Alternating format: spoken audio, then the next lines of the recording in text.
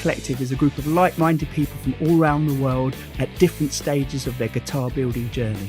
You can join us over on our forum to seek advice or share tips on guitar building processes, materials and tools, or just to share your builds.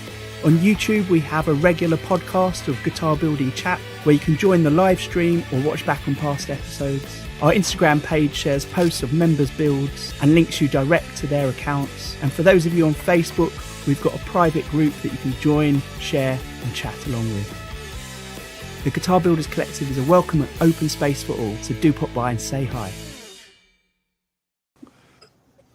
Hello people. Hello. Welcome. Hello everybody. Yeah, I've just noticed in the chat that there's quite a lot of people here, so welcome everyone in the live chat. Yeah. Sorry, I've got my mum's old phone and everyone's saying hello, Sue. It's actually me. Why are you Sue? Because it's mum's old phone. Oh, Okay. I don't know, like, so I could see the chat a bit better. So as far as I know, it's just the four of us today. Aaron unfortunately isn't well, so he's having an early night because obviously it's evening over in Australia. But just a quick update for today. What we're going to do is talk a bit about Jurgs Cup, what's happened with last year, what's happening with this year. We've lined up lots of images to show of people's entries that have been shared on the Instagram page. And if anyone's watching this that hasn't shared yet and wants to share those, just send us either a DM on the Instagram page, Facebook group, just send us a message or post up and we'll try and share it. Corey and myself have been sharing them. Corey pointed out I missed a few on Facebook, so I was trying to catch up there. And if you haven't finished it, doesn't matter. We can share unfinished builds as well. Yeah. That's cool.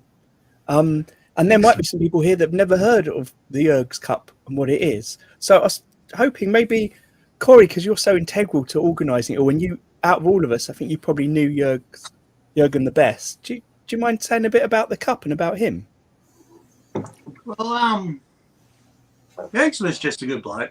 Like, if you have a look at just about any YouTube video that you put out, early on he would have left a comment on there, but even before you knew who he was. He was always encouraging. He passed last year, and the collective, we'd always wanted to do a build off, so we decided to do it in his honour. And yeah, probably explained it better last time. I mean, that's all we need to know.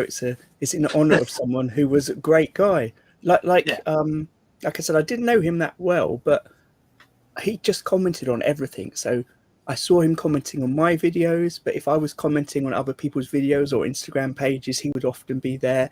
And it wasn't just like he was commenting, he'd join in with a conversation. So it was a back and forth. And that was amazing. He was the community before we knew there was a community, honestly. And I mean, a really good guitar builder as well. I mean, I didn't realise that until after he'd passed, the sort of guitars that he built that were quite incredible. Really original. Yeah. Yeah, definitely. Via the Instagram page, there's links to Jurg's page, so you can find out his build. I'm sure we'll mention them again later. But as Corey said, the idea of the cup was to have a build that everyone could build along with. I don't think anyone really wanted a big competition with prizes or anything like that. I think we were put off in some ways by other competitions that have prizes and all that judging element. And it's all about having that community spirit. Yeah. Let me just hide this for a moment. And hi, Mark. Sorry we started without you. Yeah. What would be excellent is in the live chat as we're going along, we're going to look at some of the builds today. If anyone wants to add comments to it, we can read them out. It'll be fantastic if you can do that. If you've got anything you want to say about Jurgen or your own build or your own experience of it all, please add that in as well. Well, I do is simply share the Instagram page and we'll go through a few builds, have a look at them. That sounds right with everyone? Yep. That's I good. just want to say I do have a beard growing. Yeah. It's like 1 week of stubble.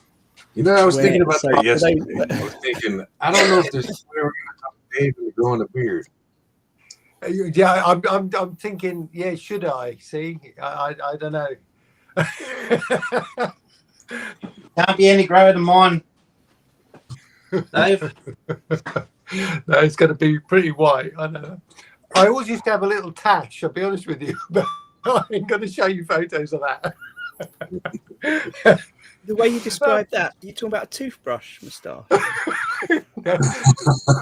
So somebody did say, "What's that dead rat under your nose, Dave?" So I don't know. No, I just wanted to say I really appreciated the Jurgs challenge, because it was a challenge. It was something that you could.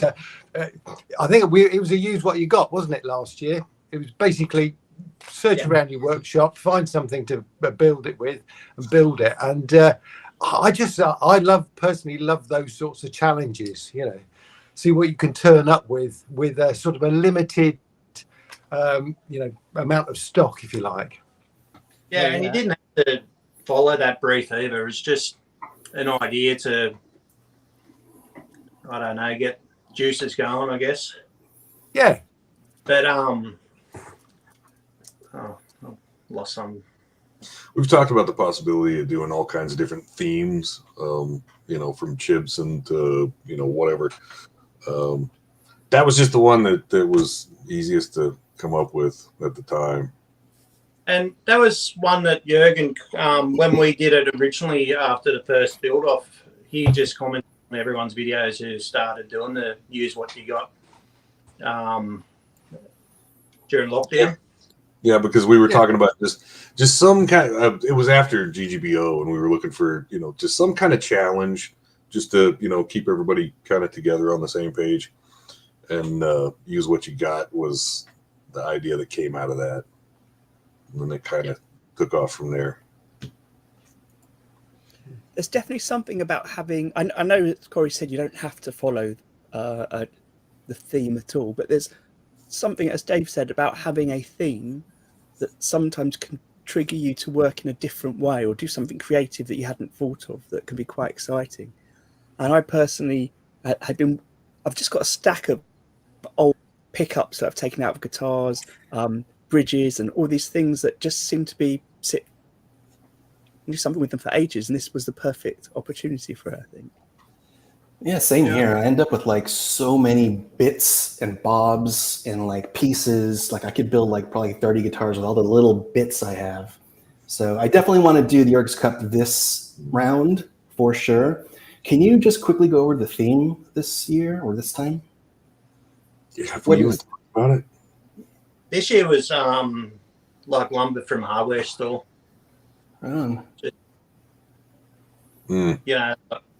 Again, ideally we want as many people building as much as we can get, and if you don't want to do that, that's fine. But I've started my build this week, and it's like I'm nearly ready to put the top on and glue the fretboard on. Well, that should be interesting because I'm assuming the species of wood would differ in hardware stores depending on your location, right, and your geography. Yeah. So what do you guys have over there? Like over here, it's pine, like pine and cedar. That's it. Pine, Yeah. maybe a little bit. Yeah. We got pine. We've got merbau, which is like a decking sort of timber. It's like a dark brown sort of color that's got yellow flecks through it. A lot of the time, I'll use that for necks. Got like a lot of just native species, like a lot of gums, eucalyptus, and Must be nice. Yeah. Yeah. like we've got a tree over here, camphor laurel, and it's considered a noxious weed. So if you have one in the yard, the council can tell you to chop it down because it's not meant to be there anymore. And it smells really nice. Like, Owen said he's got ample access to warp pine, and Rob said, UK is just pretty nasty pine and plywood, lots of plywood. The thing is, the pine here, the pine is the moisture content in the hardware store pine is like huge. Like it's wet. I mean, it is just like heavy with like water. And it's fast growth. Yeah. Very sappy too. It's garbage. Yeah. I cut a piece yesterday. They call them pine shorts. They're about 1.2 meters long. So say 4 foot by 35 mil by 70. And I cut one down the middle yesterday, and it just went like it just warped as soon as I cut it on the bandsaw. Yeah, and we got cedar too, like ample cedar, but the cedar is so soft. Like it's a soft wood, and I don't really know if it's good for anything. I've used red seed guitar build. Well, I mean, if it's any So some consolation, are you sorry for the use what you got challenge originally? I just used the wood that I got from the fence that I just put up, and it's still all right. It's on the wall now, but it's still okay. A couple of years ago, well, 3 or 4 years ago, I did like 3 bills in a row out of crappy Home Depot pine. I was just doing some experiments, and they actually turned out all right. So I was kind of thinking for this Jurgs, I was going to make the least telly ever tellied. The least. There's definitely a sub theme that some people are going with Telecasters here. Well, yeah. The only thing telly about it will be the electronics. Just Eric. Oh, sorry. There's a delay, I think. Eric suggested that he's bought some pine, but he's also bought a nice top to put on it. That sounds like a sensible thing to do. Yeah. I just saw a great tip from Chris, which is, because here it's all softwoods and plywood and crap. But he said if you look in the flooring and the staircase sections, you might find something else. So actually, that's a good point to look around for other things that we could chop up and use. Yeah, Shelby.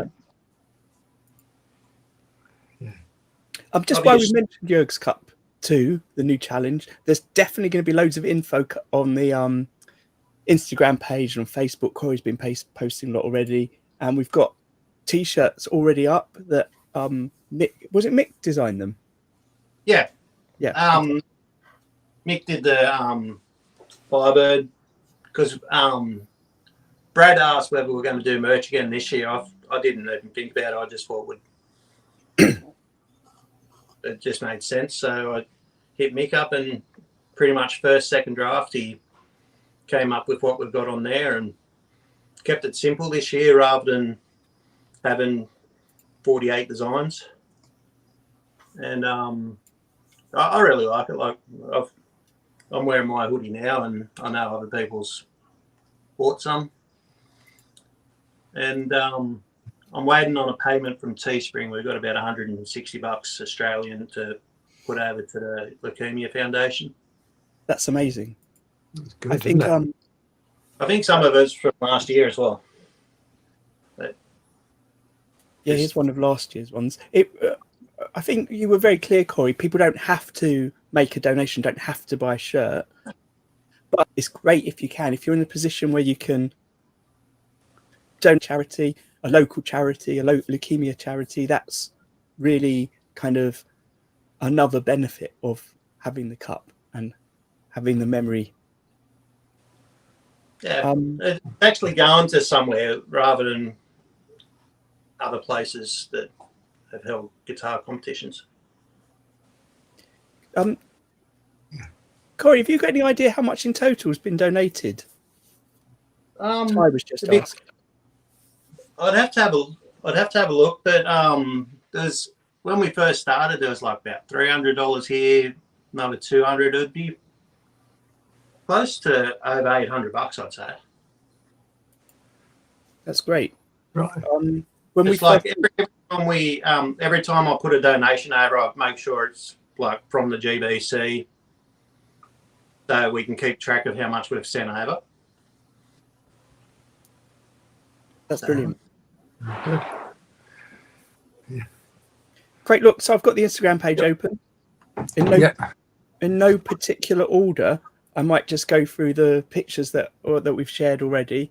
Apologies if I miss anyone out. If you're there in the chat, let us know, and I'll add yours to it as well.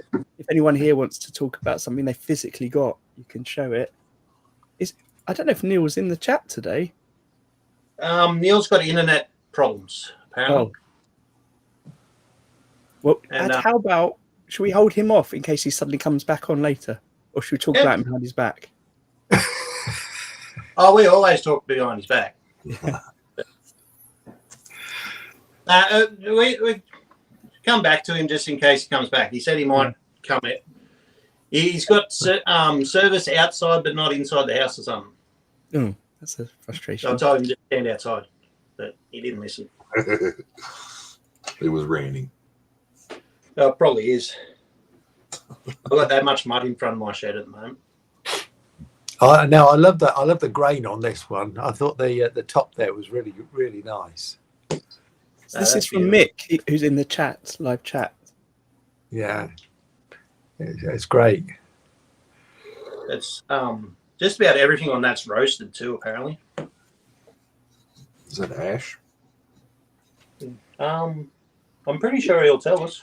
It says roasted ash in the description with 66 pickups from from Peg City Pickups, who I'd not heard of before. It didn't look like that many pickups. There's 66 pickups. It sounds like one of my guitars. Options. Hey, Mick, are they a local pickup company to you? Same country, Canada. Awesome. He's the Canadian. Mick's been on before. They're from Vancouver. Fantastic. Mick's been on the live stream before, so you can go back and see our interview of him where he was talking about his great build-off build. I love the sort of...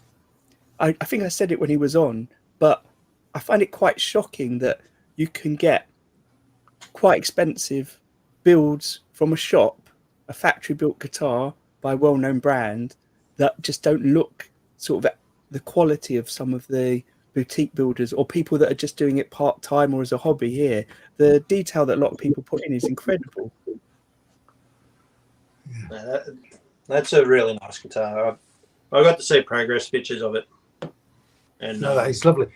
That faceplate, is that handmade as well? Because that's not a sort of a standard telly shape, is it?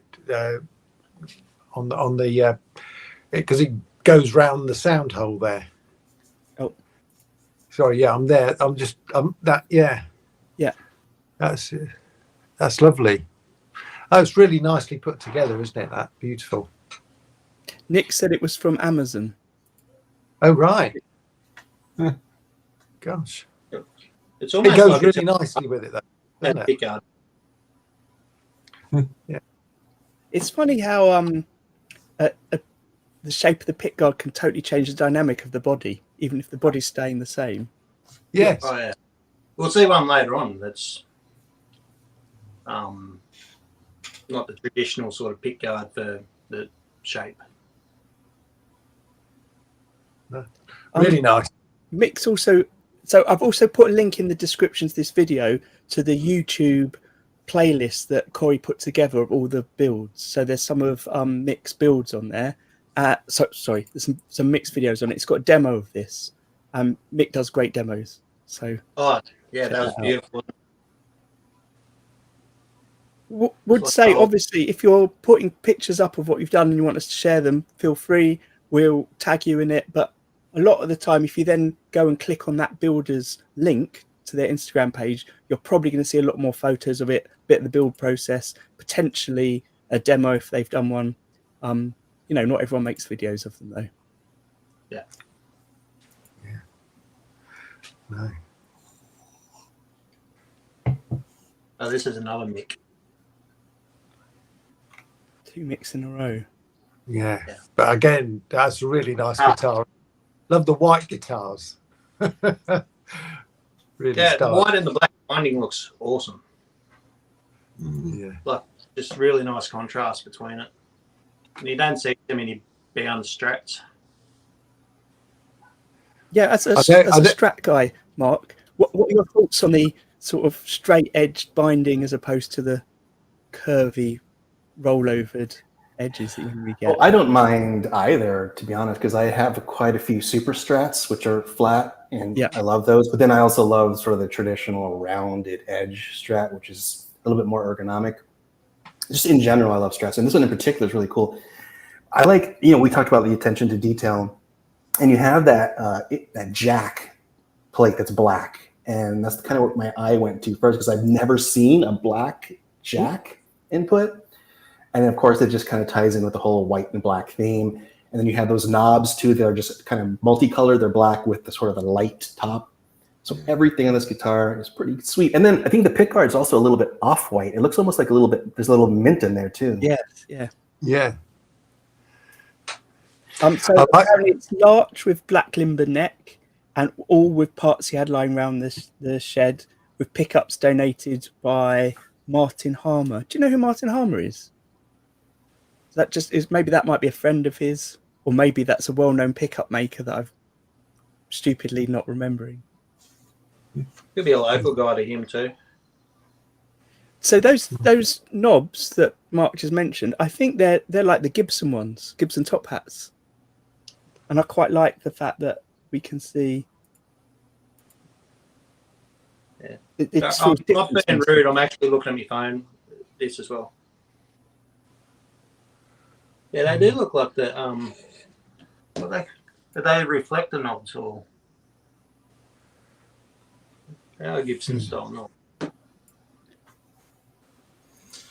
Yeah, I kind of wondered if the pickguard was actually like pearloid and it just looked a little off-white in the light at that angle, but I'm probably wrong. I think it goes quite well though. Mm-hmm. It's funny.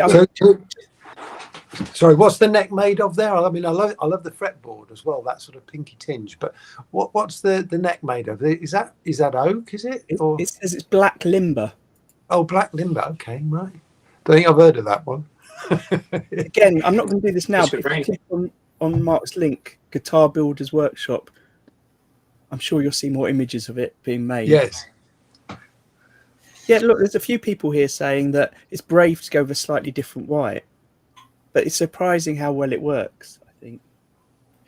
Like, I when I first started making guitars, I was ordering lots of cheap parts, and I would get, for example, gold hardware, gold tuning pegs, string trees, gold screws, gold bridges, and they'd all be different golds. It was so annoying, and that kept happening. So yeah, I had to try and find one place that sold, that they'd manufactured themselves, not brought in from some cheap factory, where they made them all themselves. They had consistent gold, because that never worked, but some things do work. Yeah. For some unknown reason, my daughter's become obsessed with Range Rovers, and she sees them everywhere we go. Is Range Rover a brand of car that you have in America? Oh yeah. Yeah, good. All right. And we're spotting different coloured ones, and we saw a black and white one the other day, and it looked absolutely awesome. The kind of colour combos. I was thinking that would be so good on a guitar, and this is sort of that. The way the black kind of accentuates bits of the white, I think is really good. The black really is a nice touch. Oh, so in the chat, apparently Karina is another name for Limberwoods. Okay. So I've definitely heard of Karina, but I hadn't heard of Limber. I think it's annoying that we use different terms in different countries. I think Karina's white limber though, isn't it? Ooh. The wood world is insane. Yeah. Maybe a corksnip tell us. I mean, the number of different things that are called mahogany. There's so much of that. Yeah. Wood is just weird. This one really did catch my eye. This is a ukulele. Am I right? It's a baritone uke. Yeah. Yeah. But again, really original, isn't it? That. There's lovely that. Creme on it. Plywood, an old pine shelf, and a matai top. Is that how it's pronounced. Does it only have 3 strings or 4 strings, or how many? 4 strings? strings, yeah. 4. 4. A ukulele with a trim. So the neck is from fence paling, and the fretboard is a shelf, an acacia shelf, and the pick guard is one of Mr. E's acrylic pour paintings. Oh, right. That's lovely. I think I've mentioned before during lockdown, before I discovered the Great Guitar Build-Off and watching loads of those videos, I was pretty obsessed with watching people doing acrylic pouring. A lot of people do it to very calming music, and you just watch the paint slowly dripping. And acrylic pours are often made where you mix different paints to the same cup. So you're layering the paint in the cup, and then you're pouring it onto a surface and watching the paint kind of spread out. And sometimes you mix other things in it with silicone that force the paints not to bind together and make patterns. And it's just hypnotic. It's cool. No. Awesome. Hey, Neil's in the chat now, Daniel. Oh, hey, Neil. We'll come and show yours in a minute. But I like the black back on this guitar, on this ukulele as well. I thought that really goes nicely. Yeah, with that nice there's a layer of white wood underneath somehow. That looks really nice. It's good how it follows through to the body as well. Yeah, really nice. Yeah, that caught my eye. Yeah, I like it. excellent. I love how I can't quite work out. Oh no, so it's a proper 6-string bridge and Bigsby type bridge, but just with the 4 ukulele strings on. I was wondering, I've never seen a ukulele with a whammy bar. Yeah. It's one of those roller bridges that you can get pretty cheap off Amazon or Temu or eBay. What I like about those, as opposed to some Tunematics, is you can move each saddle. Yeah. I don't know if that says something about the way I build, but I can't get it consistent if I'm doing a proper Tunematic bridge. So having that little extra give of a moving saddle. And you can flip them around your way too, which is really good. Gives you extra travel. As Neil was here, let's skip to his. Well, it's that top, isn't it? It's incredible. Yeah. So what's the wood on? What wood is that? So Neil said it was Brazilian mahogany with a U top with resin embedded, with Gota hardware and Warman Little Devil pickups. Nice. Do you all know who Warman are? Are they just a British brand? So I do, because of Neil. When I first saw Warman, I thought they were just bought in from sort of Asia with stickers put on them. But the more I've seen of his webpage, it does look like he hand winds a lot of stuff. So I'm not 100% sure, but they're really budget, but they're consistently like of the same standard. And I've used them quite a lot. And what I like about it is he makes quite a mix of things. So you might have a humbucker that's a rail and a single cobbler, or he makes humbuckers that are like double humbuckers in one, so you've got 4 pickups in one on it as well. So they visually look crazy, and they're very hot, some of them. Oh, I did know someone's mentioned here got watch his videos, so I wonder if he's got a good YouTube channel. Yeah, that's the problem. So Chris has said here he's used Warman in some of his guitars, but he's worried people think they're too cheap to sell them on, because he does them at a low price, and I think it's because he just makes a lot of them and is basing it on the fact that he can sell a lot of them at a lower price than some boutique people and make the money like that. And I think they're great. I've made one with a set of in there, and they're nice pickups. Really nice pickups. That's nice. Yeah, is this resin you've put in, is it blue? It looks blue, doesn't it? Yeah. Yeah. Mm-hmm. Oh, that's might be what I'm thinking of, Rob. The G-Rail hybrid humbucker.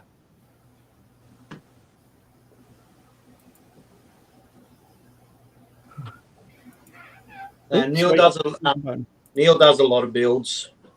He does like about 2 or 3 videos each week.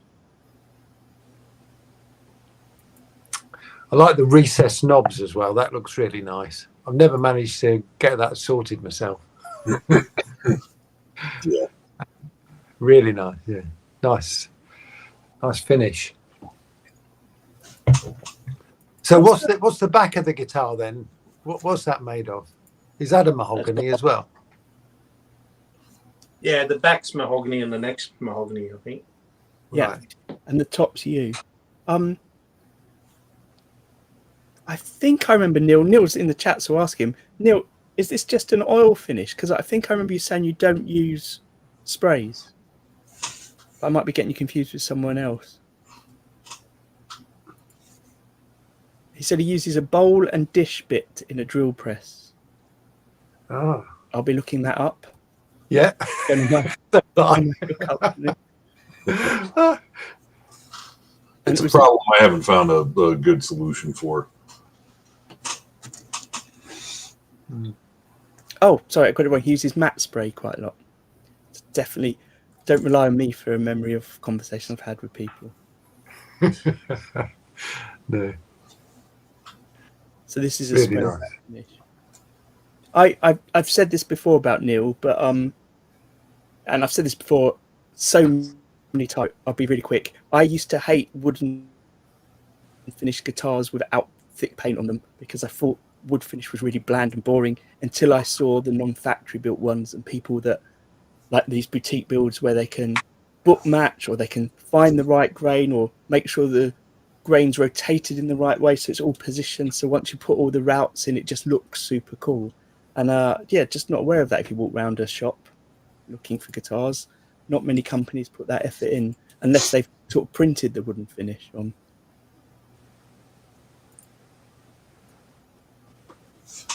So Forex is in the chat. I think he was just flying on it, literally flying across Canada to watch a ice hockey match.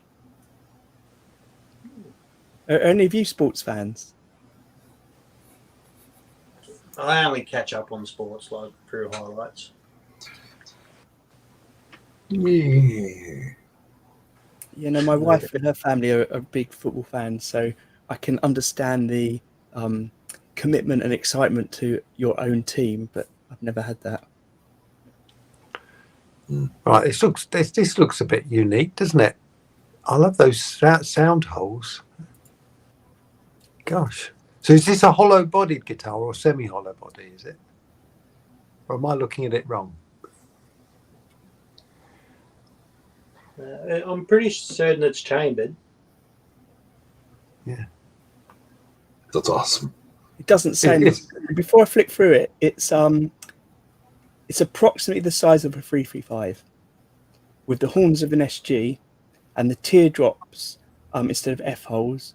It's maple with a curly maple carved top.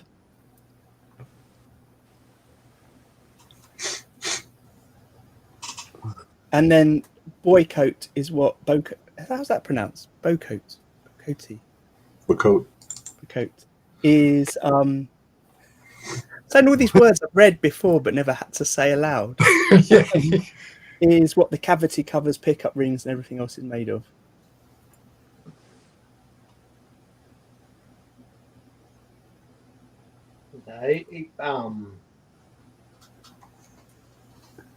I'm hopeless with names and huge Instagram handles and that, but I'm pretty sure that's stuff.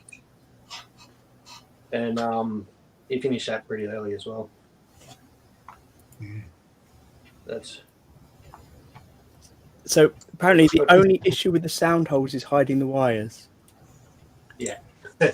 Oh, right. Yeah. No, it really looks good, though. Amazing. Yeah. Was it you, Dave, the other day that was doing a repair where you had to get a hollow body to moves. What, try and get wires in through a hollow body? Yeah. That was, yeah, I've certainly done that. Yes, I managed to snap off the top of the pot in the process. But there you go. No, that looks good though. Yeah, that's awesome. I do like that finish on the Someone on just the, asked, are there close-ups acceptable? I think he only added 2 Just going to see pictures. if I can find. I can't remember if, like I said to a lot of people, if you if you go to the builder's own pages, which we've linked to, there's often more images or more pictures. Oh, that neck is really lovely, isn't it? The back of that neck. Wow. Are the pickup rings also wooden? Yes, Tell. They were made of that barcote. Bacote.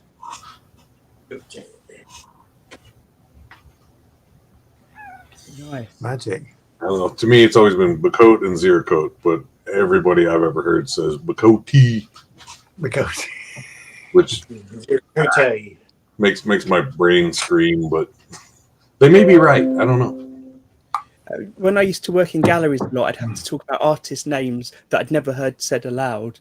So I decided the correct way to pronounce every name is confidently and just once. Because if I start being unsure and repeating myself in different ways, then I look like an idiot.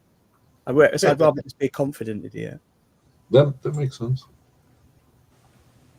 Wengahay. Yeah. Right. A wenge.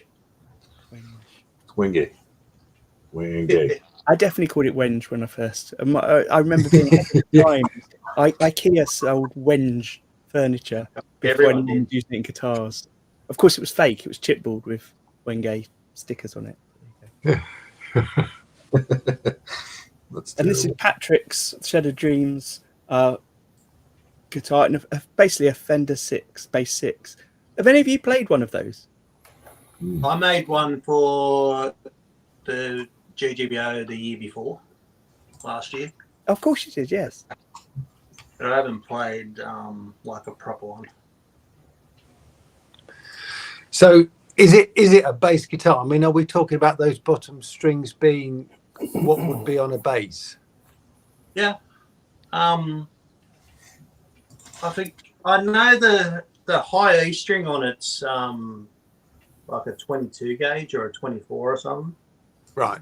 Yeah. They're basically short scale basses, right? Like 30-inch scale. Yeah, it's 30-inch scale. And it's basically either short scale bass that's got 6 strings, or it's a electric guitar down an octave.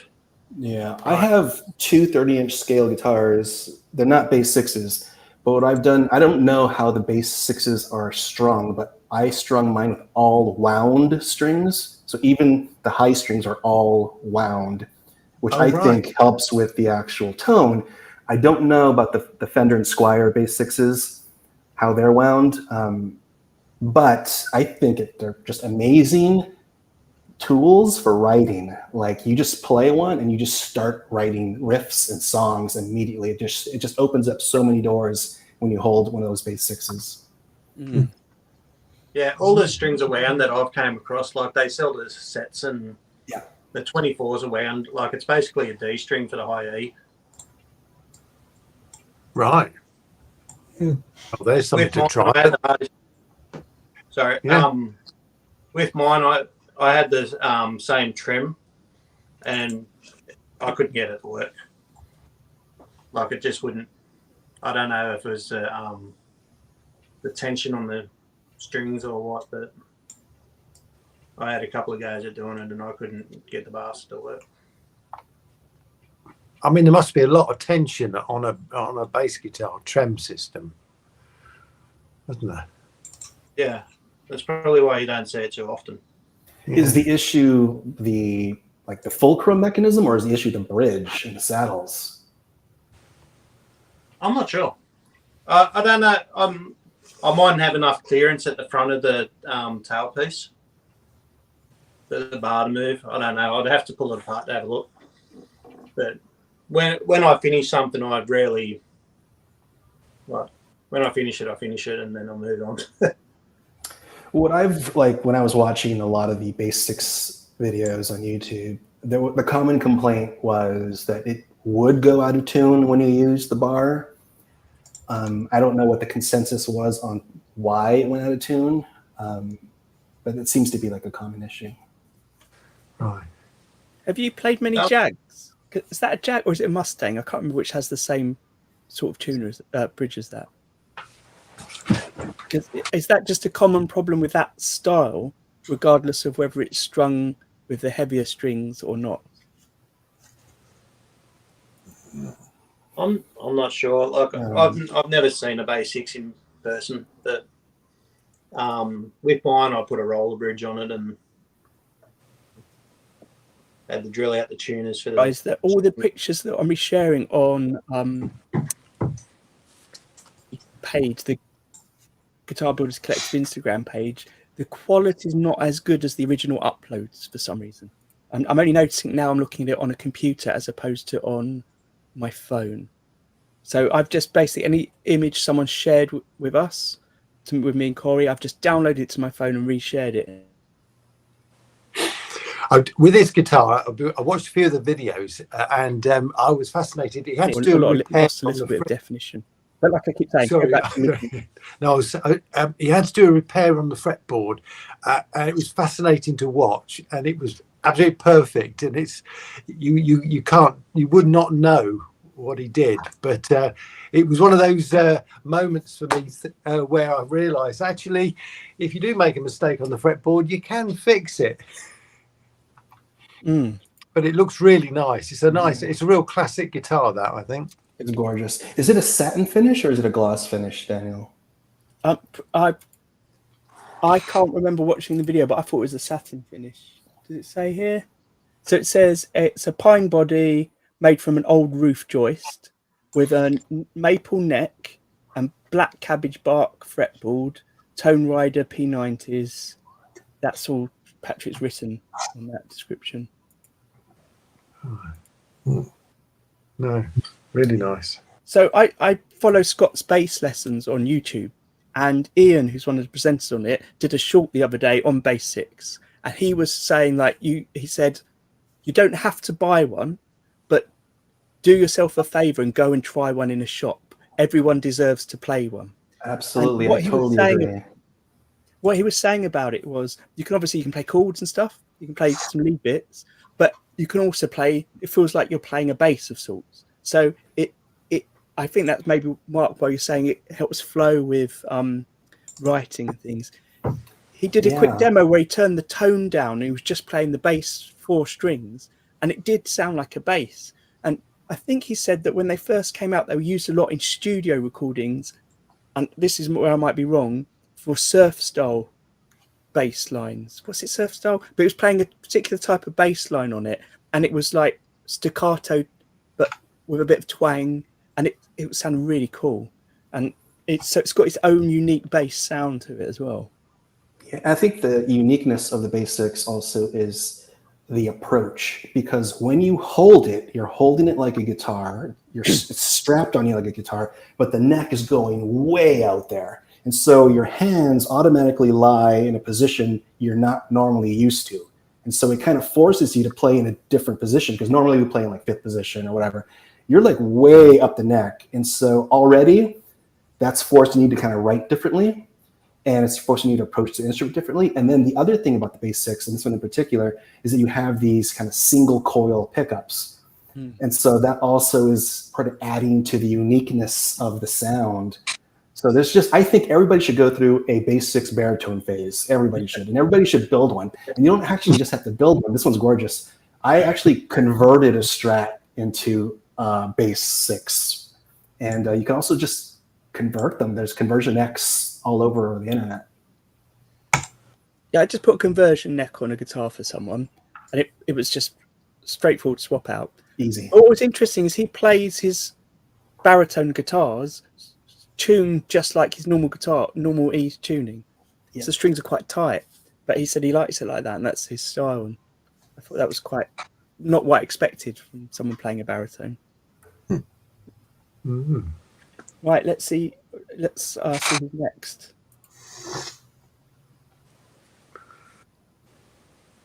So again, the other problem with sharing photos, unfortunately, is when I share them, there's a limited format I can share them in. So this has cropped it slightly, but this is Middle of Chaos. Apologies, I can't remember everyone's names. Mackie, I think. Mackie. So this is a red gum and epoxy body, mountain gum neck, and the fretboard, which is I think the coolest feature, is made from used skateboards. Oh, amazing.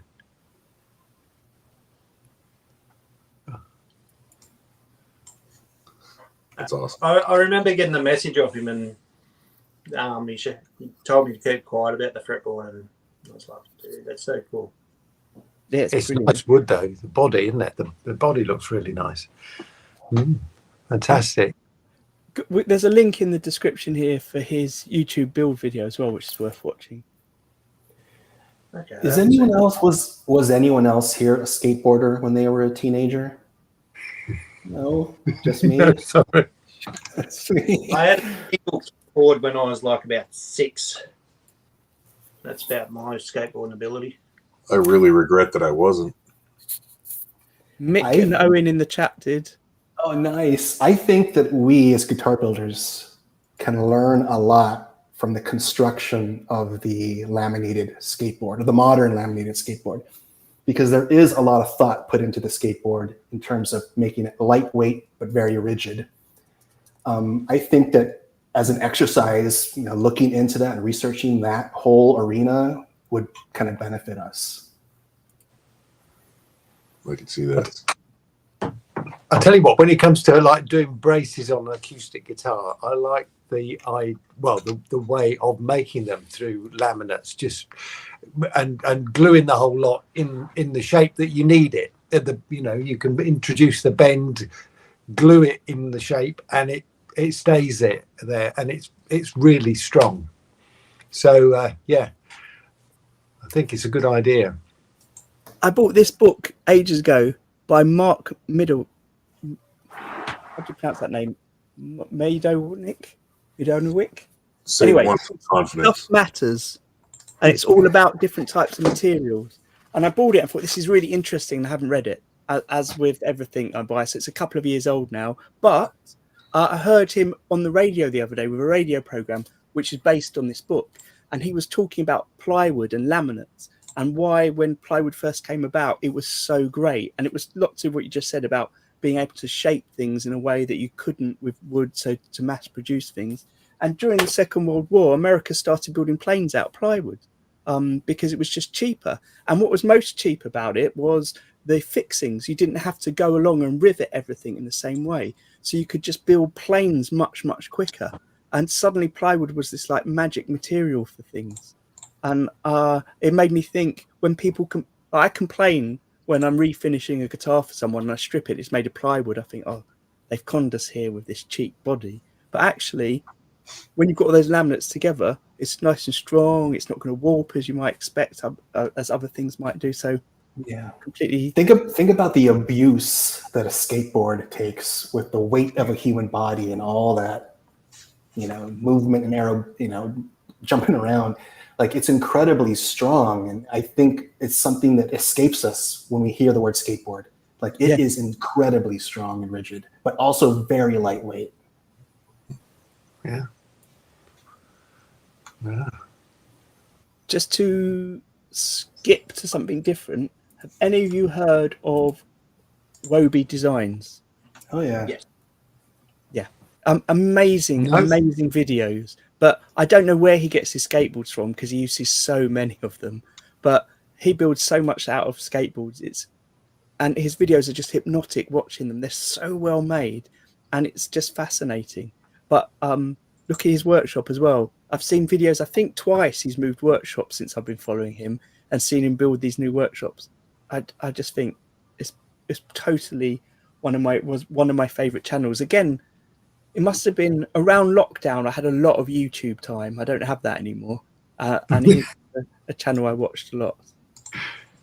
Didn't he make a skateboard out of broken skateboards?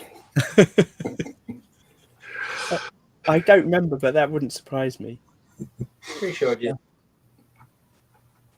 So I've got to add Middle of Chaos to the playlist because I've missed him on the YouTube. Oh, okay. Oh, it's so easy to miss people, isn't it? Yeah. Do I remember though that he's got one video that covers everything as opposed to lots of videos? I think. I think so. I think I've seen a link somewhere, but I haven't seen it yet. Look, we've got a lot of people watching, which is great live. If you're watching in the future, we do this every Thursdays, so come and join in with the live chat. If anyone wants to say anything else that I'm missing out, write in capitals so I don't miss you. But I'm trying to follow the chat as we're going along to put up what people are saying. Dave was a windsurfer. I hit it. That's just gone in the chat. Talking about skateboarders. There's some. Eric was a surfer. I got into snowboarding when I was 19, 18. Well, there you are. And then I thought, I'll try skateboard when I got back. But I missed the prime teenage years of learning to skateboard, I think. Yeah. Where are we now? Oh, so there's a few that we've shared which aren't finished. Oh no, sorry. This is the wrong one. This is Eric started his round 2, his Jurgs Cup 2 build. This is what I mentioned earlier. He mentioned in the chat he's using pine body and with a top that he's bought separately to put on it. Ah. Yeah. I would say one of the things we're potentially missing out by having a build along where you can build anything is that idea of which Great Guitar Build-Off had of people using kit guitars. So of course, don't forget, if you want to build a kit guitar and you've not done it before, do it and just tag Jurgs Cup in it. The whole idea is to get people chatting and talking and discussing what they're going to share. Yeah, and building. Yeah. Hey, Corey, have you got this one handy or should I just share these photos? You can do that. I've got it handy. Nice. I love this guitar. Yeah, it's got the crazy neck on it. Look at that neck. I told you last time, Dave, that's what boredom does. And remind us, how many pieces in that neck? 449. Yeah, I know. Too much time on my hands. What I love that I don't think you can tell it's not in your video there or so much on the photos is the way the blue on your top fades into the wood in the bottom corner. I love that. Yeah. Yeah. Brilliant. It must have been level when I put it through the belt sander when I sanded it all up. But with the binding I had a hard edge too, so I don't know if you can see it, but I put a bevel in there with the round a bit, and I did the same on the back. All right. Yeah. Oh, did you bind the pickup routes too? Are those pickup routes bound? Yeah. I did that in the neck pocket. I don't know if you can see that. Oh, yeah. And then the back cavity cover. Wow. Awesome. But the back cavity cover was just because I have a hard time, because I don't have an actual template to do it. If I have gaps, I'll just binding around. But yeah, cigar box pickups. Actually from Temu. The Bigsby's from Temu, but it goes horribly out of tune. Like I've got it plugged in. Oh, Mick's requesting a live demo. Yeah.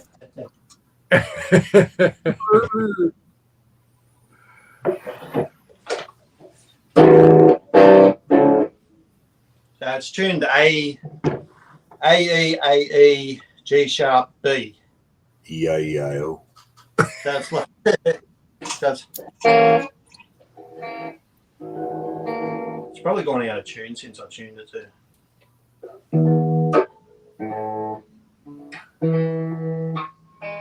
While you're doing that, I'll share the photos on the screens. Yeah.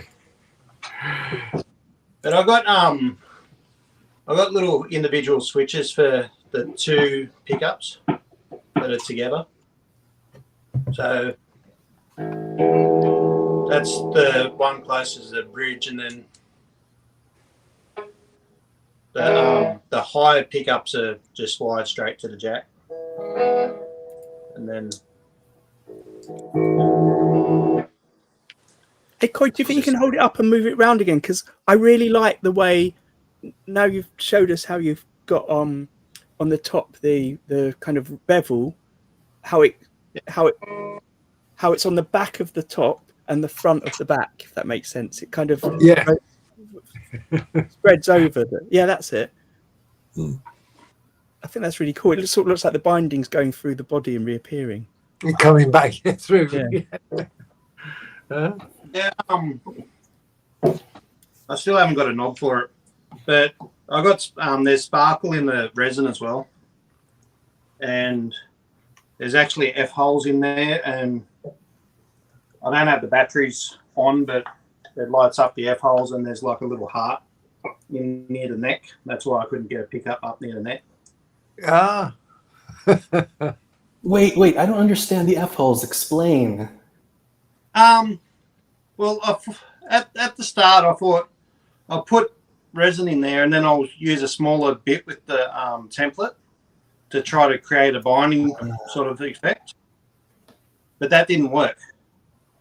So I flooded it with resin again, and then I thought I'll just backlight them. So I've got LEDs, like Sweet. I think I've got 3 LEDs on each sound hole and 2 on the heart. There's a picture on the Instagram with it in the dark, I think. Yeah, I've seen that. It looks really good. But yeah, oh yeah, and I painted the tuners with anodizing spray paint just to keep it all blue.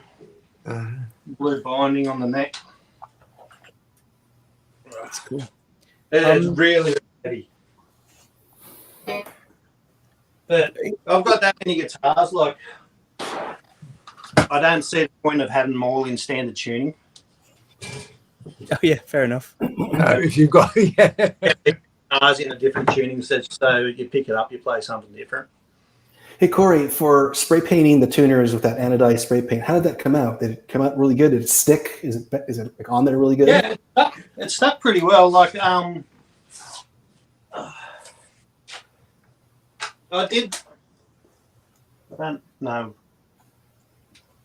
looks good, doesn't it? What I did scuff it up with 240 sandpaper, and then just sprayed them. I can't remember if I put any clear coat on them or not. So I've painted a lot of tuning pegs and machine heads, and I always put a 2K clear coat on them, so hard clear coat. I know this one's really hard and it's going to last, but I've never had the tuning pegs long term and used a lot myself. They go out to clients, so I don't really know how well it holds up. I've just done one for my, well, not just, I recently did one for myself, which I'm going to try and use a lot and see how it works out. But it seemed for a long time the only way around getting some of the colours I wanted. But there are some companies now that do the colours. I saw Mark did a new video on your pickups, on your chrome pickups, and doing stuff on them. So there are ways to do things, but it is a shame that companies don't have such a massive range of colours on them. It's true. I tried a while back. I was looking for a way to paint tuners, and what I discovered was a website that catered to rifles and painting like firearms, like guns, because it was a specific type of paint that could stick to like aluminum. And I believe, I can't remember the word, what's it called? It's like keratoke. It's like a ceramic, right? So you're spraying on a ceramic, really. And there were metallic colors, and it did come with a 2-part. So you did the color, and then it came with like a clear, which I believe was a 2K. And that was what I found worked. And again, in terms of longevity, I don't know, but looking at that kind of arena of firearms, at least in America, right? We have a lot of that. They make all that kind of stuff. They make like paint for barrels and whatever, and like even like stocks, like wooden stocks. Like it's so much stuff out here you can just take advantage of and use for guitar building. Amazing. I like that kind of crossover of different fields. Actually, when I was looking up some advice on using true oil, so many different ways of doing it, but almost everything I looked at was people working on their gun stocks, essentially. Yeah. Hey, Owen is an ex-car sprayer, and he said if you're going to paint metal, scuff it, acid etch primer it, and then paint it. And a 2K paint is fine, but if not, then you need a 2K lacquer. Yeah, I did that on my aluminum neck. So I used an acid etch on the aluminum before painting it, and that seemed to work really well. So I've got a quick question for everyone. If you're in the chat or watching in the future, you can put it in the comments as well. When Corey picked up the guitar, there were some call-outs for what songs he should play. We had Freebird. Oh, yeah. Stairway to Heaven. A bit of Slayer. So I just wondered, what are your go-to songs or riffs that you're going to play when you first pick up a guitar? Metallica. Just the tuning is, I guess, too. There's a few things that I do, I think, but there's a riff from, I can't remember what the song it is. It's by Primal Scream that I really like to play. It's like it's off the I've forgotten what the album's called.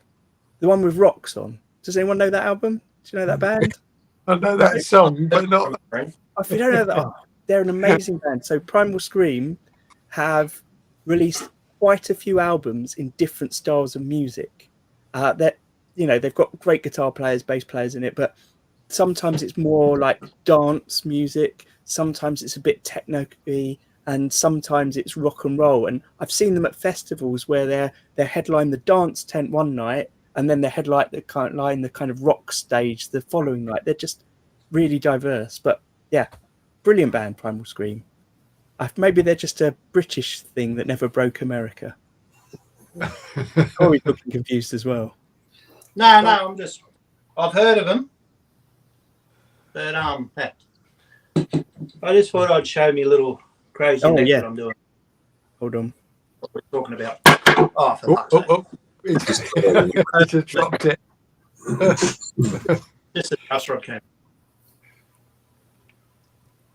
So it's like look at the sides of that neck. Yeah,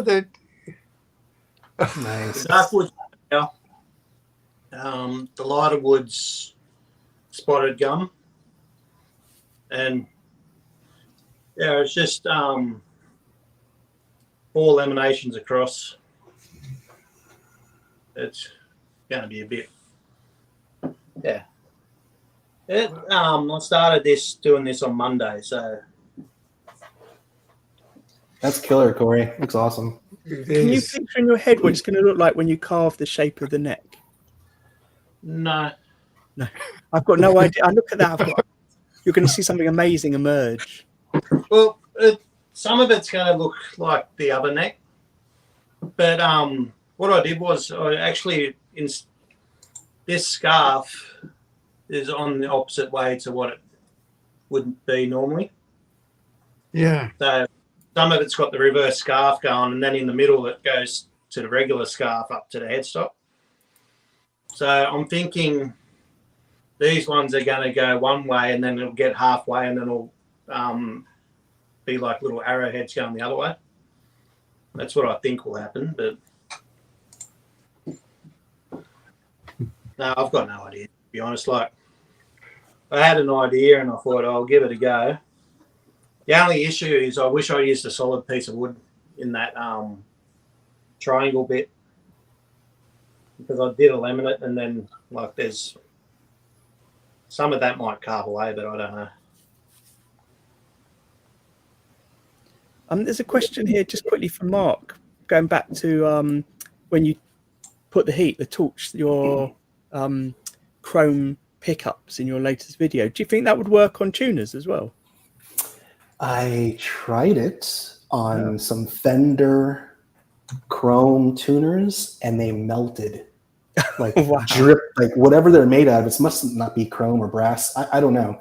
So the answer is I don't know. I guess it depends on the material and how it's chromed. But I literally was about to post it. Like, will it melt? Like I was gonna do like an Instagram thing.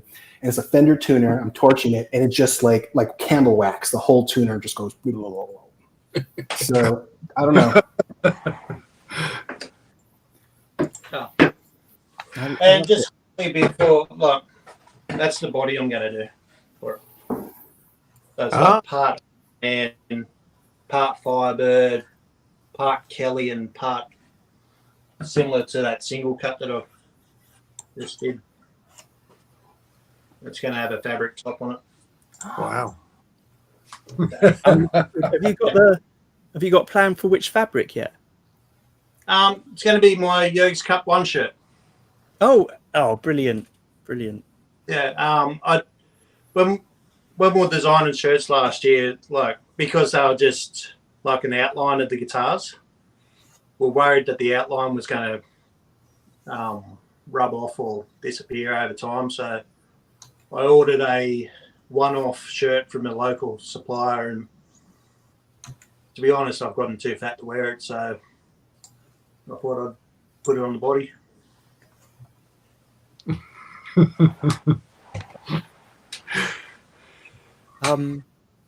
I think we're all going quiet because we experienced the same. Don't want to admit it. Now we know what to do with them, though. Ray's just mentioned that electroplating's not that difficult. I've seen lots of people electroplating things before, and I definitely want to try that on some parts, definitely. And talking of Ray, whatever it is. This is clever. This is clever, isn't it? This is. If you saw the stream we had with Ray, he showed this at the end of it. But since then, and we put a link in this description, and it's also in the description for the chat when he was on, he's now put it up live so you can download it to use it. So it's 3D printed, and it's free. The file's free to download. And he said people are already doing it or planning to do it. And I think it's just such a amazing concept. Yeah, that was cool. So is the whole thing 3D printed? All of that body? Is that all of that?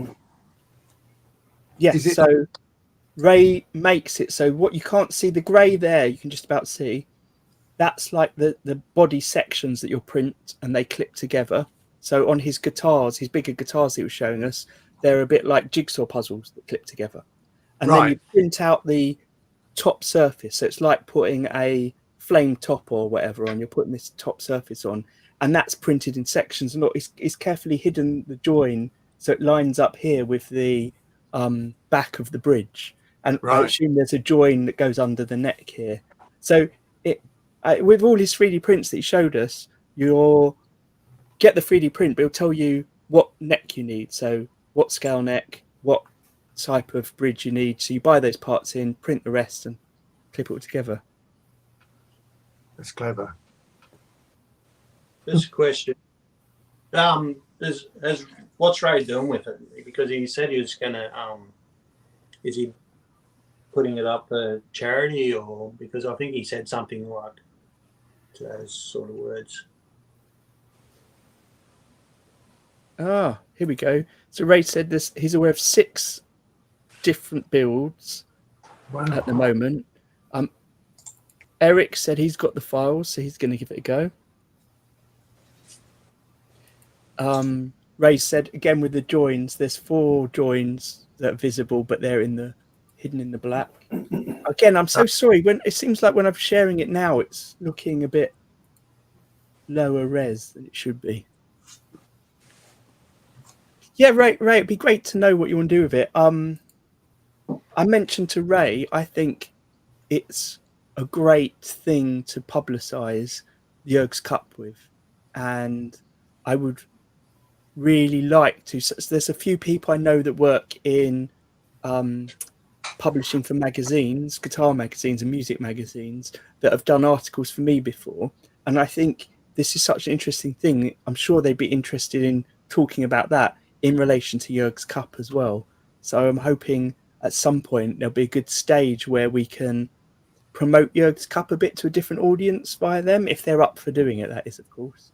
And I think this is a key thing. I think what we're doing at the moment, we're sharing the images on the Instagram page of the Jurgs Cup builds. I think we should do it again in a few months where people have already started their second Jurgs Cup 2, and we can see works in progress maybe, instead of waiting a whole year.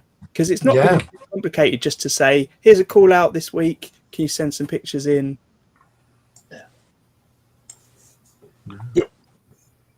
It could be like how you guys started the whole podcast. Like, instead of GGBO, you just could talk about Jurgs Cup every now and then. Yeah. Yeah. Absolutely. Oh, yeah, and Ray pointed this out as well. He tagged a number of 3D printing companies about it in LinkedIn, and they've shared those tags or mentioned it again, which I think... Ray sent it to me, and I was like, it must have been very early in the morning when I received it. I didn't know why he was sending me. And then the other day, it was like, okay, so what are we doing with this? And he goes, oh, no, I was just showing you. Okay. Sorry, it looks like I'm being rude. I'm actually looking down at the other phone to look at the images as well. No, it's really nice. Ray said he's just waiting to hear back from Danny at the moment about what they might do with it. Yep.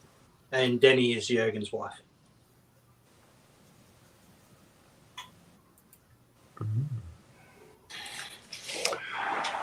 So I like the colour of this one. I'll be honest. It's the same colour as one of my first guitar that I made, and yeah, I do love that sort of blue with a grain like that. I was just trying to wrap my head around the Strat Telly. Yeah, it's a hybrid.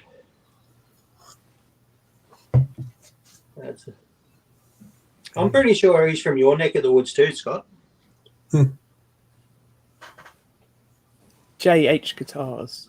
So he said it's maple neck and fretboard, solid ash body, 22 nickel frets, Wilkinson pickups, and Geiger locking tuners, and stained with Angelus leather dye.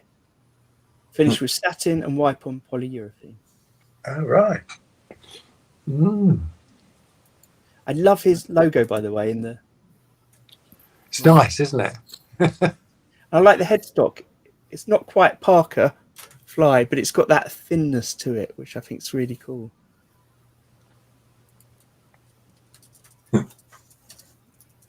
Ash is not very easy to dye.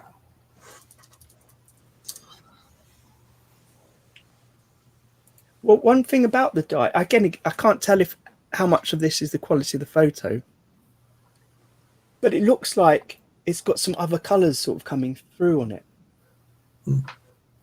which I think looks really cool. But again, it might just be like here, the blue is also sometimes a bit more green than that other green. Yeah. And I like that. It's it makes it, I mean, it's not natural blue wood, but it makes it feel more like a natural thing with the range of colours in it. Yeah. No, I like that. Ash can be pretty tricky.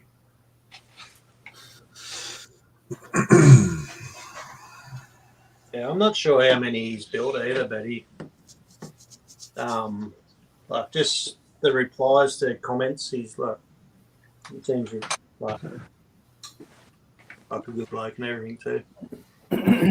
I have to sit down and comment on everyone's, but we're encouraging everyone to go and comment on all the posts, as many as you can. Yes. Start the conversation up, and don't forget to follow the original builders. I'm a bit like I'm repeating myself. This that sound hole is absolutely amazing, isn't it? Really stylish. He was in the chat too. Eric was earlier. Just trying to see if Eric's still in the chat. Yeah. Oh, that bridge is classy. Look at that. It is, isn't it? Yeah. They call that the Baby Grand Bridge. I Baby think. Grand, yeah. Yeah. But he's got pickups from Righteous Sound in there too. The diadems. I've got a set of them, and they're like really nice pickups. The top. They've got staples, but they're angled. It's like That top one's just got them like almost like a P90 through the yeah, middle. it's like a humbucker size P90. But they sound really, really good. I've just got to plug my phone in because the battery's going flat. The top looks like cappuccino with milk art. Yeah, Doesn't it? It looks a real classic guitar, doesn't it? I mean, yeah. I think that's that body shape's tires single cut shape too. I think. yeah. So here's the description. It's a single cut semi-hollow body designed by Ty by Chop the Fox. It's 22 frets, 25-inch scale, with a custom F-hole, ebonized walnut binding, and magnetic pickup rings. One-piece swamp ash body and dark roasted flame maple neck, with a deep set tenon, ebony fretboard, brass fret markers, walrus oil, natural oil satin finish, stew matte gold frets, as you said, the Righteous Sound diadem pickups, hip shot baby ground bridge and tuners, custom knob heads with transparent ombre controls, magnetic grain matched control cover. Annoyingly, I haven't got back photo.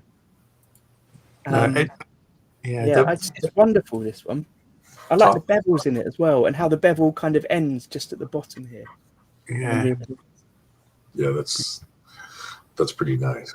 Oh, Eric's still here. Fantastic. And I mean, the back of the neck as well is absolutely fantastic on that. It's a shame we haven't got that, but it really is lovely. I'm going to keep apologising. I didn't realise how bad the repost images are. So here we go. Here's a reel of it. I'll just share this. I was about to ask what Ty thought. I can see Ty's comment here about it's so frigging awesome. I wondered what he thought about someone using his design and changing it in such a cool way. I'm pretty certain they did match back cover there. The whole thing screams coffee to me. I love it.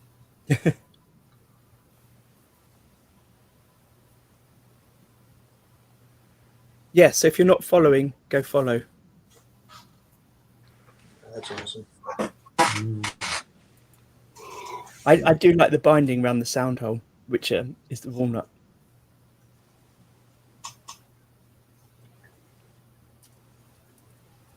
Very. That's gorgeous. Yeah. In case I haven't said it, if anyone has a guitar that we haven't shared that you want to share, just send a message on Instagram, and then we can reshare it really easily from there. Although, as I've just seen, the post quality is not ideal. Or you can put it up on Facebook, and we can share it from there. It doesn't have to be finished. You can share it now. You can share it in a month's time or 6 months' time when you're finished. Just send the message and we'll share it up. But there's our link.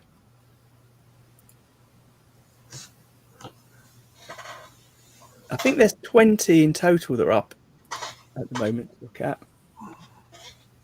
This is by 8x6. Yeah. It says, here's another one I've never said it loud. Body blank was Sapele? Sapele. Hand saw to split, chambered, covered all round with burnt chestnut veneer and double binding. Tone Rider P90 Rebels. Bridge is an old Charlie unit. And the neck is mahogany reclaimed from an old bed headboard. The fretboard is rosewood with fret markers made from brass tubes and a rosewood knitting needle.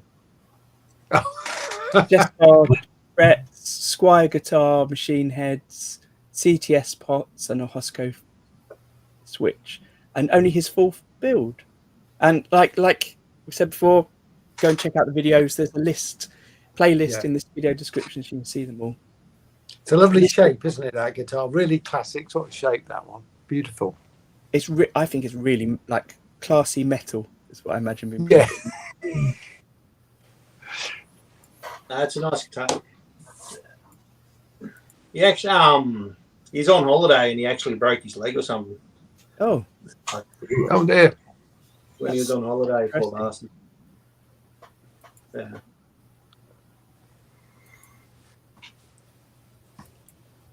Yeah. Are these photos looking better or not? No, Because these are it must be something to do with how I screenshot. downloaded them. yeah, I screenshotted these and sent them in the message because he was on holiday. Yeah, I don't think it's anything to do with that. It must be how it's downloaded to my phone and then re-uploaded. It looks like they haven't downloaded properly, or something. I don't know. Because when I look at them on my phone, they look fine. It's just looking at them larger. Yeah. What are you up to next? Oh, This I think one's Chris was in the chat earlier. I'll scroll back and have a look. Now, what I like about this guitar, I saw the front. I thought, yeah, it looks really nice. But when you see the ribs, wow, and the back is amazing. So I'll read the description out. It's a small-bodied Totnes model guitar, German spruce top, exotic ebony back and sides, bridge and fingerboard, mahogany neck, 630mm scale. Its theme is natural spirals. So the spirals found in the plant and animal world, like based on the golden ratio. Mm-hmm. Yeah. The end graph is a set of nested rectangles that follow the ratio. I love everything.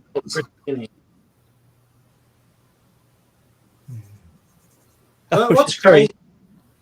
He started posting that probably a couple of months ago, and he's done. Wow. Yeah. It's like something I don't have the balls to do is bend wood at the moment.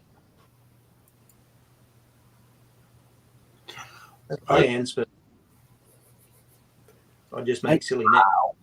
I love Chris's videos because I love being voyeuristic about his workshop and his jigs and his tools. Man, I love everything he does. Amazing. He's an absolute gent too, I reckon. Yeah, it's a very, very nice guy. Wow. I can't see. It looks like, I don't know how thick the top here is, but it looks like there's a slight curve on the edge of these circles. Yeah, it does, doesn't it? Yeah.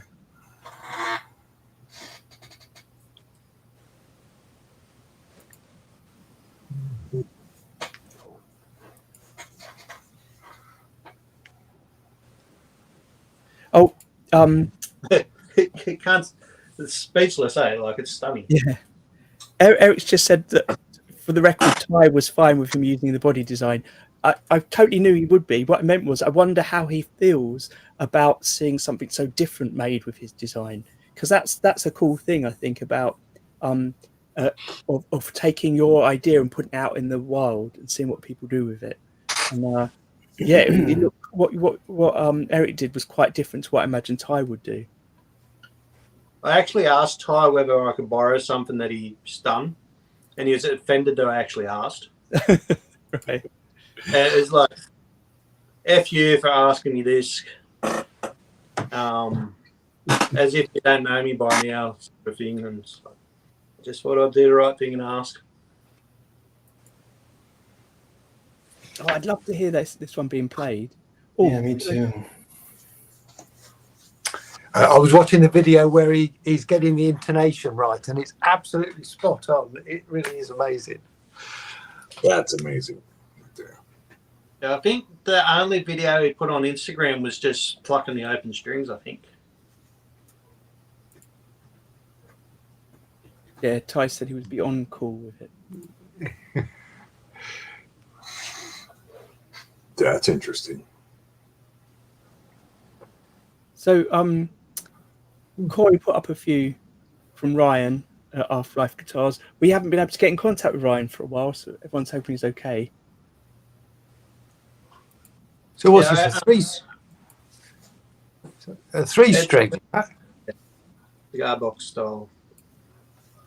But yeah, I screenshotted these because he was finished early, and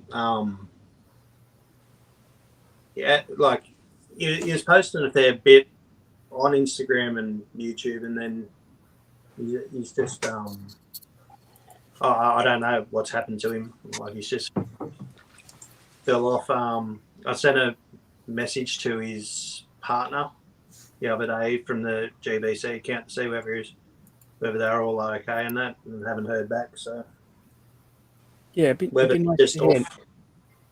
whether they're just offline, you just don't know. Like Yeah, I think for a lot of people, going offline is a way to deal with a lot. I was chatting to Corey beforehand, just quickly messaging him, because I can't keep up with the Instagram accounts that I'm following, using at the moment for myself and the Guitar Builder. So I've just put everything on mute, and I'll check it when I can. So that's mornings, lunchtimes, and evenings, because otherwise messages are coming through so regularly, and I can't work out which account it's from. Sometimes when I see notifications, it's overwhelming for me. no, Ryan did a little clip on one of the first, or maybe the first, Luthier's lunch breaks I did, and he gave a tour of the workshop he's working in.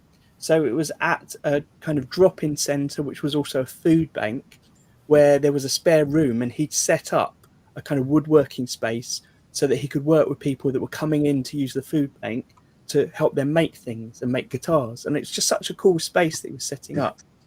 So I'm not sure if he made this one there or not. But it'd be great to... we have similar things over here. They're called men's shed. And it's where like the older guys go and they have tools there. That's where I started building my guitars, as a shed. But this one here is a bit controversial because of the relicing. Yeah. It's so cool though, because he used like 2x4s, I think, or construction timber for the body, and found like a really nice piece of maple at the hardware store. Yeah, I think Ty said he wanted to go with as cheap as he possibly could. Yeah. But we got talking, and Dave's in on this challenge as well. We're calling it the Tight Ass Telly Challenge. So you just make a telly as cheap as you can. And yeah. It's crazy, isn't it? 'Cause you wouldn't know looking at this was cheap timber, cheap lump. I think he said there was only he only spent $275 or $250 on the whole thing. It's just Wow.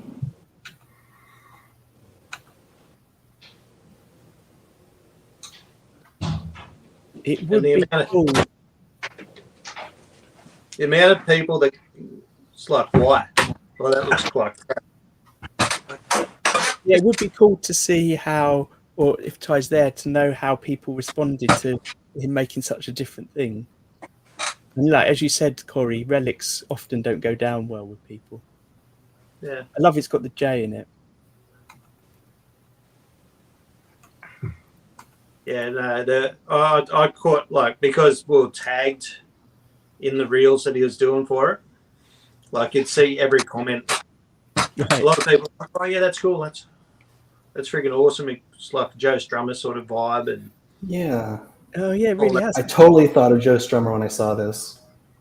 and then there's other people like, yeah, relics look like shit, and it's like, just because you have an opinion doesn't mean you have to, tell somebody, yeah, this looks like crap, and then move on. It's like you can just scroll up if you don't like it. Ah, it's beautifully made, though, isn't it? That's the thing. Yeah, absolutely. It's awesome. I'm just going to flip to here's Fender's version of a Joe Strummer telly. Oh, right. I think I definitely prefer Ty's one. Mhm. Good gracious me. That's cool. He's sorry, I thought I'd swap back. Ty said he has a love-hate thing with this guitar, which is awesome. I Yeah, think I that wonder, Ty, did you have anyone going relics? Exclamation mark. Unfollow! Exclamation mark.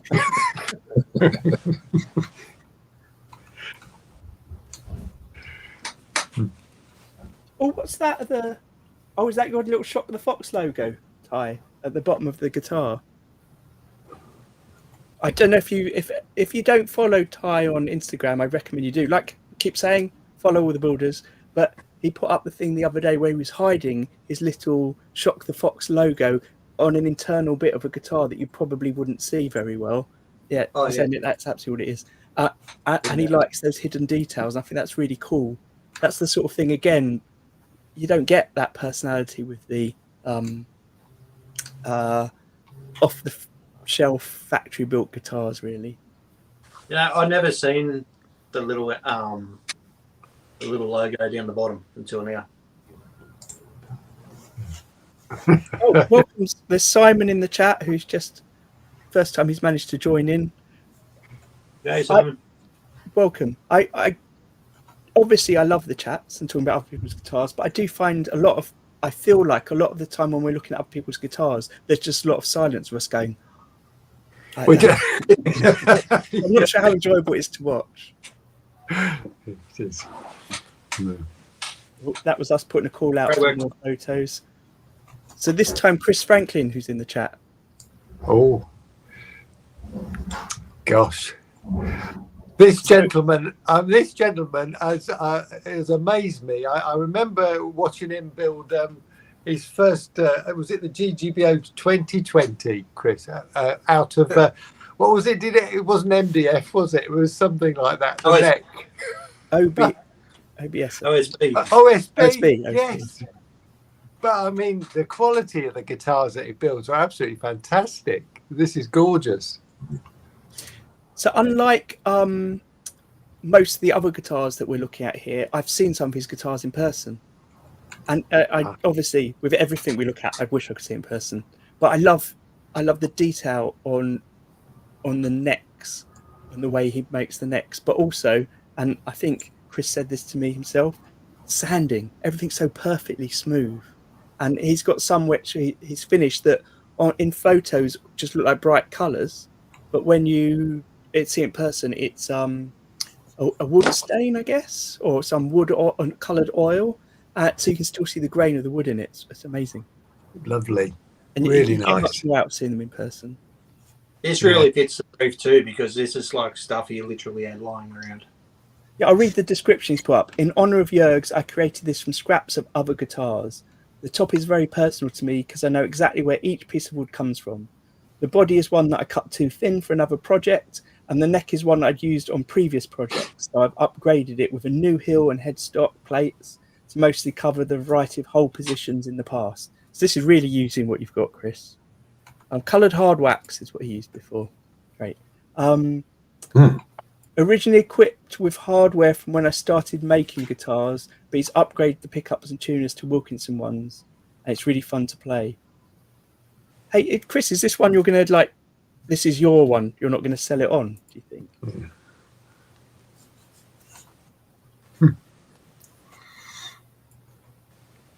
Yeah, right. There's all the scrap. I love the concept.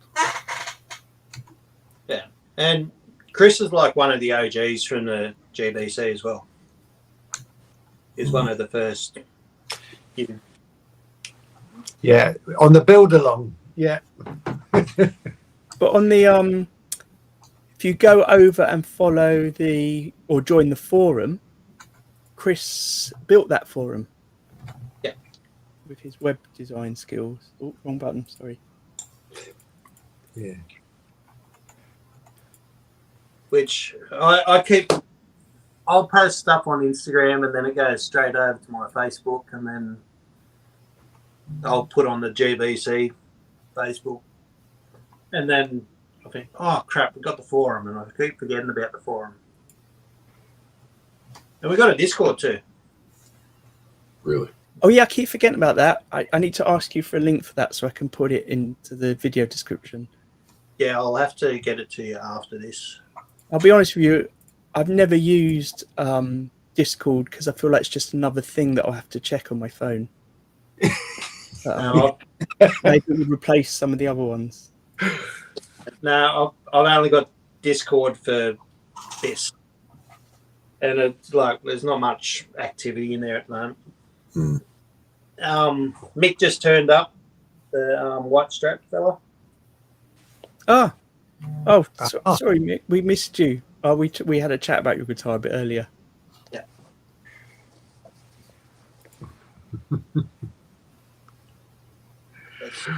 That's interesting.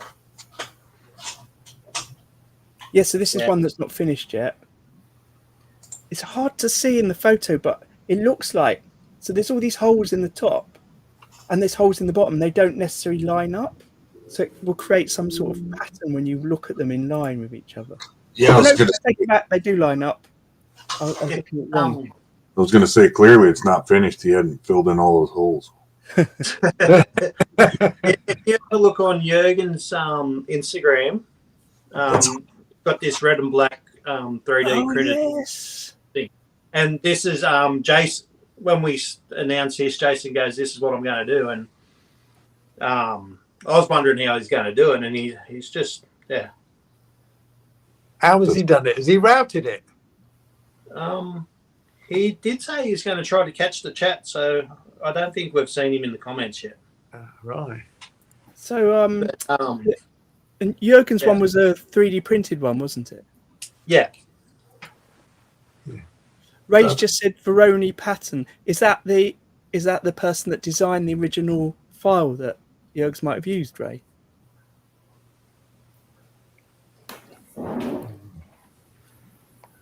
It does look cool. It looks like a Ben Crow one day build. Well, yeah.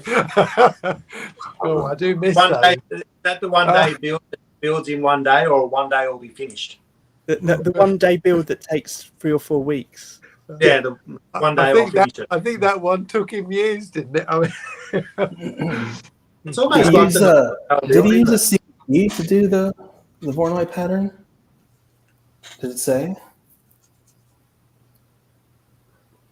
I don't know. I will see if I can find out in one moment. Yeah. I mean, typically, like there's like a plug-in you can get to make the Voronoi pattern, and you generate how big you want the cells or how tight you want the cells, and then you basically it gives you the line, and then you can just use the CNC to route it all out. But I mean, it's absolutely spectacular. I'm just wondering if he did it by hand, that would be even more amazing. Right. a router and lots of filing, he said. No. Yeah, Wow. I'm just looking at his own page, Instagram profile. He's always got some interesting stuff going. Oh, no, here he is in the chat. Hey, Yep, router and lots of filing. Wow. That's insane. That's really impressive. Amazing. Oh, a lovely clamp collection. Ooh. Yeah, so the other thing about going to check out builders' pages is not just see more pictures of that build, but see their other ones. I love the great guitar build off guitars he did. Absolutely fantastic. Really good, Jason. It's amazing. Look at that. Actually, watching the progress on some of those was more interesting than the final. Beautiful, beautiful work. Right. Yeah. Sorry. Oh, getting distracted again. Talked about maybe doing this as an audio podcast. It'd be very hard just to listen to people looking at pictures. There'd be a lot of silence. You like that mind, wouldn't it? People describing something, and you're like, what the fuck are you talking about? Oh, so sorry, Jason just said he drew it based on Jurg's printed one by hand. Oh, wow. Yeah, gosh. So Mark, is that Veroni, is that a name for that mathematical pattern then? Yeah, It's you can generate it just with like a plugin. I think there's websites you can go to generate the pattern. And again, you're adjusting the size of the cell, how much of the cell, the density of the cells, and how big you want them. I guess the guy who pioneered that was like the guy from OD Guitars. He puts that pattern on all his guitars. And I did a little bit of that on I think it was my first GGBO build as well. So he had a dream about a giraffe and then wrote some software. It does look like a giraffe pattern, yeah. I watched a few OD reels recently where, I think it was him, where he will CNC the holes and then CNC the matching wood, where you've got the sort of bits that go in the holes, but it's still connected to the main plate of the wood. Then stick it into the holes with glue, and then mill off the top or CNC off the top, so it just reveals the bits fitted in. And it's just incredible watching it all fit. I know it's done by machine, and people say that's not like real work, but to get it fit so perfectly and to do it so well, that's a skill, I think. Well, it's a skill I don't have anyway. Yeah, and something like that would be awesome to have, regardless of how it came about. Yeah, exactly. The fact that you could do that at home. So You'll watch later, just drooling over these. this is Bryce. Bryce's Take on an Acoustasonic. Yes, I was going to say that. So has this got a piezo pickup as well on it? Is it got some electronics in it, do you think? What it says here is it's fitted with the P90 pickup that we can see, and that there is a Fishman under the saddle pickup. Yes. Oh, right. Okay. So, yeah. No, really nice. Lovely. So it'd have like volumes for both and maybe a blend, I guess. Or Fishman power chip to blend the two. there you go. Wow. What I like about this is straight at the top, Bryce has said, I'm purely a hobby builder, but I wanted to give this a try, which is the whole point, right? Yeah. Doing things Oh, a try. absolutely.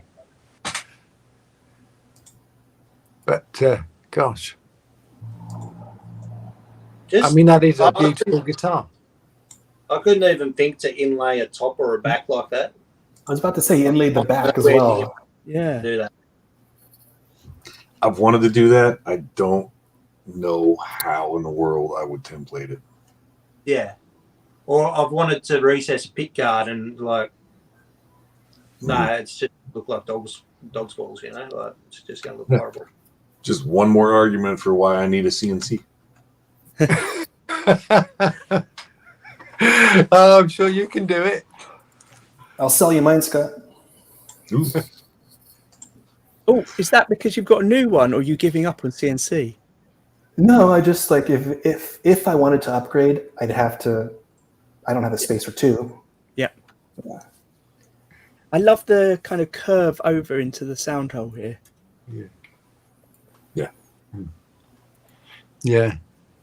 I mean, this Oh, is that's another lovely one like wood. the Bass 6 that I'd love to give a go at. Because I can't quite imagine what they're like to play or to hear. Yeah. Well, I'd say the neck would be just like a Fender neck. Like, you know how you play acoustics, and a lot of acoustics are sort of hard to play to start off with. Like, I'm guessing that neck would be like pretty much like an electric guitar neck. Yeah. Oh, I yeah. sort of I sort of prefer a wider neck for acoustic sort of guitars. I don't know whether that would be a wider neck or whether it would be like a Strat type neck. It looks like a normal sort of neck, Strat neck. Yeah. Mix just said Unquenda Guitars does inlay tops, and he's a great teacher. And I highly recommend, if you don't know his videos, go and watch them. I invited him to take part in this and the Luthier's lunch break, and he's just too busy at the moment. But it'd be great to have him on. Also, Daniel. But Ben did He's back making videos. a Sonic type build a couple of months back, and all he did was have just the templates lasered out to do the inlay. I don't think it was that complex. It was just basically a template in a template. At least that's why I saw you didn't do it. I Yeah, no. spent ages trying to make a template where I had used a router bit and a router bit with a guide, so I could use the same template to cut the inlay and the hole for the inlay, and I couldn't get everything to line up. I just kept trying it because it's got to be the right dimensions, and I kept finding the router bit size and the collet size that I was getting, or the trim guide thing that goes around the router bit, just weren't quite in the same dimensions as what I needed. I'm not explaining that very well, but I couldn't get it working. Well, with your contrasting top, Scott, didn't you have to use a different router bit for part of it or something? Yeah, it's well, I had actually gotten a set of bearings of different sizes, so I could actually switch it out. It's brain bending, and it seems like it shouldn't be, but I'm not exactly sure how to explain it. You have to put the kerf back on, so the second cut has to have a bearing that's larger than the bit, and by just the same amount that the original kerf was. So my first cut was with like a 1/4 inch bearing bit, and then I had to use, I don't remember what size the bit was for the second cut, but it had to have a bearing that was a 1/4 inch larger than the bit. I can't explain it in a way that. I think I couldn't do it. My brain kept confusing itself. I think you explained it in the video. Yeah, but even then, watching the video, it's still kind of I don't get it. I don't. Yeah.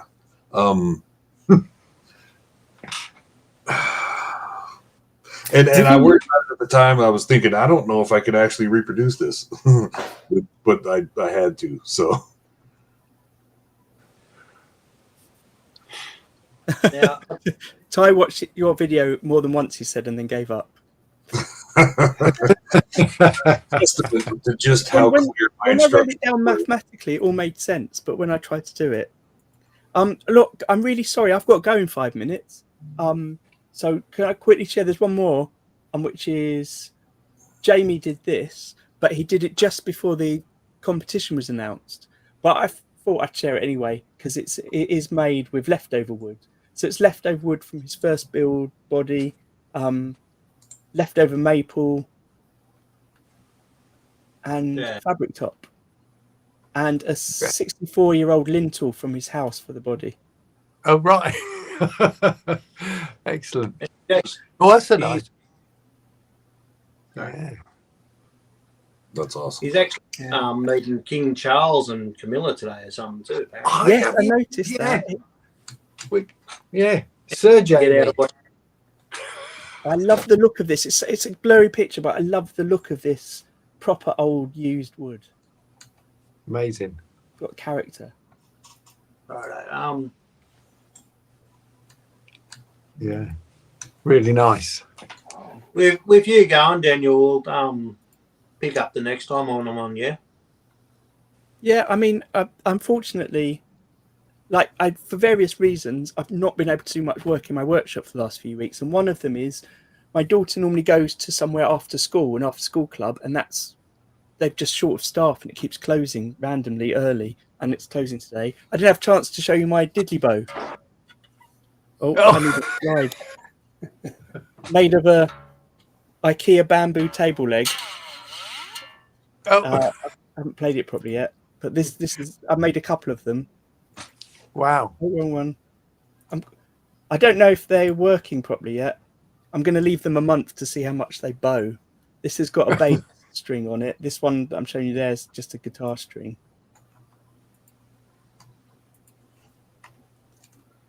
Awesome. But I got to use up all these leftover bits, like those table legs. I think I took them off the table 2 years ago, and they've just been in my workshop. So it was a perfect chance to use that. Yeah. Excellent. Right. So yeah, there's a few on Facebook, but we'll have to do it next time. Yeah, so I tried to find them on Facebook. I couldn't find them all. Look, next week. My post about I kept finding your posts, and they had things underneath them, but not necessarily the right. Maybe I was looking at the wrong posts. I don't know. Yeah, it was a post with the white background that I shared last night, and then there was pictures in the comments. I think I went back too far. I wasn't looking at a recent post. Sorry, my fault. No. We'll have to get it next time since you're going. Well, let's do a part 2 then. Corey, are you around next week, or is it too hard for you to fit this time in again? No, we can do this time again. Let's do this time again next week with a bit of Jurgs Cup, and then we can, like you said, just keep dropping in on it every now and then to see how people are doing, like we used to with the Great Guitar Build-Off. Aaron will be back again next week as well. I think that would take us more or less through this month, because we've also got one at the end of the month where we've got loads of people from Australia on, because we're going to be at a slightly different time. But then hopefully from next month again, we'll start having some guests on, different guests each time. I gotta ask every week. I can't possibly remember. Don't worry, I'm going to set up a calendar that we can all access, so you don't have to worry. But one way you can check, in the video description for all of these videos, there's a playlist of the Guitar Builders Collective chat, which has all the past videos in, and also all the ones I've got scheduled coming up. So you can check it, because it's on YouTube. You can click on it and it will show the time local to where you are. So you'll be able to check the times. Except I haven't scheduled any yet, so I've got to do that. Which is what I can do today, but like I said, I've got to go and get my daughter from school. Yeah, you'll have to do it short, Daniel. Okay. Well, thanks very much, guys. It's been really good. As always. Oh, I'm sorry. I'm sorry to Curtis, who took a photo for no reason at all. Oh.